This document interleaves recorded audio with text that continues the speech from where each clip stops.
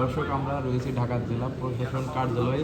এখানে ঢাকা জেলার 5টি আসনের নির্বাচনের ফলাফল ঘোষণা করা হচ্ছে।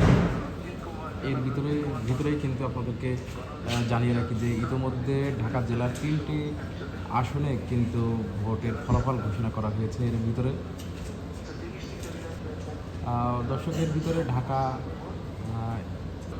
1 আসনে বিএনপির প্রার্থী আশফাক নির্বাচিত হয়েছেন এবং ঢাকা 2 আসনে বিএনপির প্রার্থী আমানুল্লাহ আমান জয়যুক্ত হয়েছেন। এছাড়া আপনাদেরকে জানিয়ে রাখি ঢাকার 20 আসনে বিএনপির প্রার্থী তমিজউদ্দিন জয়যুক্ত হয়েছেন। আমরা আছি ঢাকা জেলা প্রশাসন কার্যালয়ে। এখানে কিন্তু ঢাকা জেলার 5টি আসনের ফলাফল ঘোষণা করা হচ্ছে সরাসরি।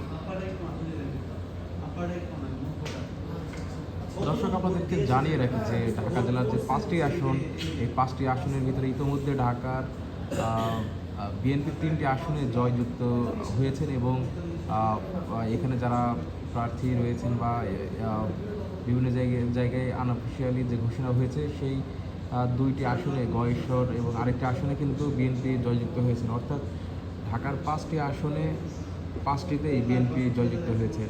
ধন্যবাদ আমাদের সাথে থাকার জন্য।